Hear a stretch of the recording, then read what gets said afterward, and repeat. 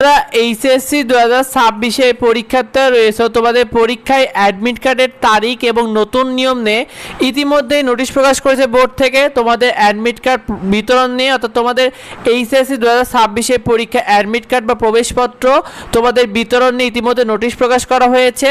তোমাদের এইচএসসি পরীক্ষা 2026 admit card নিয়ে দেখো, তোমাদের বোর্ড থেকে অ্যাডমিট কার্ড দেবে 15 অথবা 16 জুনে। তোমাদের কলেজগুলোতে কিন্তু অ্যাডমিট কার্ড পাঠাবে তারা 15 এবং 16 জুনের মধ্যে, এবং কলেজে অ্যাডমিট কার্ড পাঠিয়ে দেবে 17 জুনের মধ্যে। তোমাদের অ্যাডমিট কার্ডটা তোমাদের কলেজগুলোতে পৌঁছে যাবে।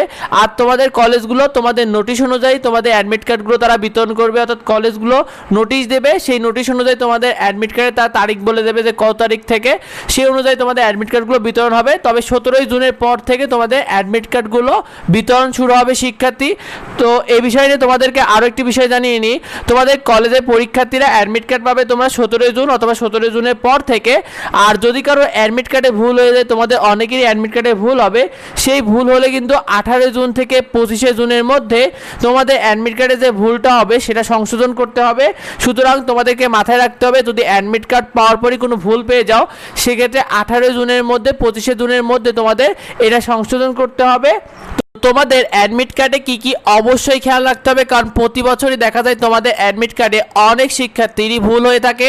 সুতরাং তোমাদেরকে এই বিষয়গুলো অবশ্যই মাথায় রাখতে হবে।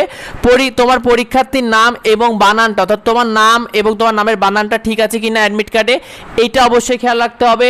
তোমার পিতামাতার নাম এবং নামের বানানটা ঠিক আছে কিনা, কারণ এইটা সব থেকে বেশি ভুল হয়, পিতামাতার নাম এবং বানানটা, এইটা অবশ্যই খেয়াল রাখবে। তোমার জন্ম তারিখ ঠিক আছে কিনা, অনেকেরই ভুল জন্ম তারিখ চলে আসে, এটা খেয়াল রাখতে হবে। তোমার ছবিটা ঠিক আছে কিনা, অর্থাৎ অ্যাডমিট কার্ডে যে ছবিটা এসেছে সেটা ঠিক আছে কিনা। তোমার সাবজেক্ট কোড এবং লিস্ট, এইটা সব থেকে গুরুত্বপূর্ণ, কারণ অনেক শিক্ষার্থী দেখা যায় যে সাবজেক্ট কোড বা সাবজেক্ট লিস্ট, তার যে সাবজেক্টগুলো চয়েস দেওয়া ছিল কলেজে সেইগুলোই তার যদি অ্যাডমিট কার্ডে শো না করে, অনেক সময় ভুল সাবজেক্টে পরীক্ষা দেওয়া লাগে, অনেকে এটা খেয়াল করে না। সুতরাং তোমাদের অ্যাডমিট কার্ড পাওয়ার পরই অবশ্যই তোমার সাবজেক্ট কোড এবং সাবজেক্ট লিস্টগুলো ঠিক আছে কিনা এটা অবশ্যই মিলিয়ে দেখবে। আর তোমাদের জেন্ডার, তুমি ছাত্র না ছাত্রী, এটা খেয়াল রাখবে, কারণ গত বছরও বরিশাল বোর্ডে এই জেন্ডারেও কিন্তু অনেক ভুল এসেছিল, পরবর্তীতে সেটাকে সংশোধন করতে হয়েছে, এটা অবশ্যই খেয়াল রাখতে হবে তোমাদেরকে।